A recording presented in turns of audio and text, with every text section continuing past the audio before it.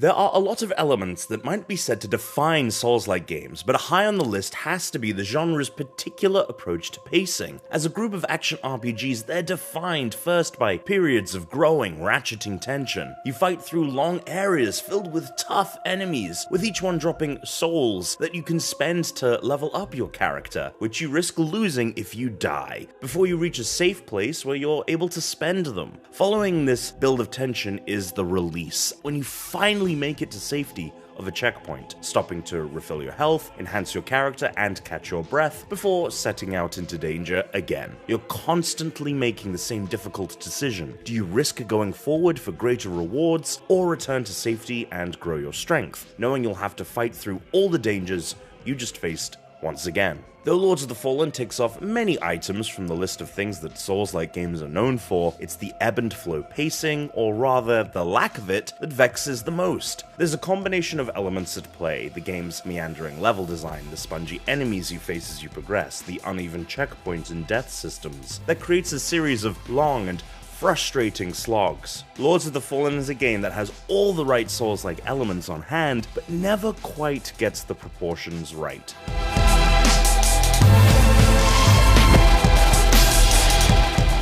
The main element that sets Lords of the Fallen apart is the Umbral Realm, an alternate dimension that sits on top of the world you see as you play through the game. As a Dark Crusader adventuring across the world in hopes of stopping the return of an evil god, you have the unique capability of interacting with and even entering the Umbral. And it's through the Umbral that you can actually cheat death. When you take too much damage, you're knocked into the Umbral dimension rather than killed outright, giving you a second chance to heal and survive. Often a dead end, large gap, or blocked path can be negotiated by entering the Umbral, where platforms or ladders that don't appear in the real world might exist. So venturing between the two worlds is a major focus. Accessing that alternate dimension is done with your Umbral lamp, which you'll use in both exploration and combat. You can use the lamp to zap yourself straight into the Umbral proper, but not back into the real world. That's done with special corpses you'll have to seek out, or just raise it to get a glimpse of what's ahead in the alternate dimension. When you gaze into the Umbral, however, it gazes back. It's filled with monsters who are normally not part of your reality, but who materialize and threaten you within the Umbral. In fact, the longer you spend there, the more dangerous it becomes. Enemies hunt you, appearing in front and behind at intervals, with their numbers increasing over time. You're also uniquely vulnerable in the Umbral because you can be fully killed, which sends you back to the last checkpoint or vestige you visited. What's more, while you're in the real world, enemies in the Umbral are invisible and can't interact with you, but while you're in the Umbral, the creatures of the real world can still see you and hurt you. The Umbral is a frightening place where even the walls and ground are alive and pulsating. The Umbral helps to make Lords of the Fallen feel enormous and alive in an eerie way, while providing some inventive opportunities for navigation and puzzle solving at key moments. However, in practice, the Umbral only adds to Lords of the Fallen's underlying issues. It contributes to throwing off the pacing of exploring the game's world, and adds to, rather than alleviates, frustrations in combat. The most egregious pacing issue is in the level design. The game takes you through a variety of dark fantasy locales that are all suitably ravaged and horrific, and when paired with frequent leaps into the Umbral, they create a frightening place to explore. But while Lords of the Fallen's locations are long on atmosphere, they're also sprawling and twisting in a way that makes them painful to navigate. The primary problem is the checkpoint system. As in other Souls-likes, every so often in Lords of the Fallen, you'll come across a vestige. Here you can level up, fast travel to other vestiges, and rest, which refills your health and the healing charges in your Sanguinatrix, while also respawning all the enemies in the area. Vestiges you find in the world are permanent, but they're few and far between. However, you can also create your own checkpoints at specific places by placing an item called an Umbral Seed in a flower bed found in the Umbral. As an idea, the Umbral Seeds sound like a potential improvement on the usual Souls-like approach to checkpoints, but they're actually a mess. Seeds are rare, mostly coming from defeating bosses. Couple this lack of checkpoints with levels that pile tough enemies together in rapid succession, and it's a recipe for frustration. Many times when you enter a new area, you'll jump into a mini-boss fight against an enemy that's not quite as tough as Lords of the Fallen's main bosses, but tough enough. Soon after you defeat these enemies, you'll start seeing them in levels as regular enemies. The thing is, Lords of the Fallen has a tendency to reward killing a big former boss enemy with just another one ahead, and another one after that, and another one after that. Stacking enemies like these in a row means long, slow fight after long, slow fight, where a mistake or two means death, and that means redoing all those other long, slow fights. Now, throw in extensive side paths, umbral detours, and shortcuts that take you into cul-de-sacs in every level, often without you realizing it. These areas are just as dangerous as the main pathway and look just as important, but mostly just to hand out weapons and armor. On numerous occasions, I lost hours in Lords of the Fallen to side areas that didn't matter, full of battles that weren't necessary, usually rewarding me with weapons my character's stats couldn't handle.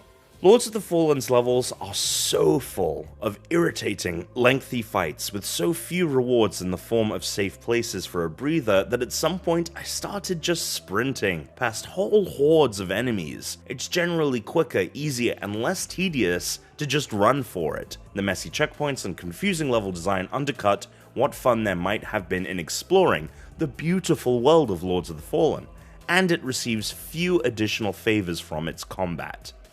As with other Souls-likes, Lords of the Fallen focuses on players doing slow, heavy attacks, blocking incoming strikes with shields, and slipping past blows with a dedicated dodge move. In most ways, the combat feels pretty standard to the genre, and Lords of the Fallen is at its best when it's putting you through battles against interesting and weird boss enemies who tend to oscillate between towering, corrupted knights and twisted demonic monsters. And yet pacing issues persist even in the combat, as every battle, from skirmishes with the game's common foes to titanic clashes with its best bosses, seems to take forever. There's a bit of a joke in the Souls community that if you're having trouble with a boss, try dodging left. Often it's a simple way to slip under attacks and can turn seemingly impossible battles into trivial tangles. In Lords of the Fallen, you don't need to dodge left if you dodge at all. The dodging system is incredibly forgiving, providing you a ton of invincibility frames within the animation to avoid all damage from an attack, even if you dodge late or poorly. Generally, dodging is so effective that there's rarely any need to use the game's blocking or parrying systems. Dodge left, attack, win, fight.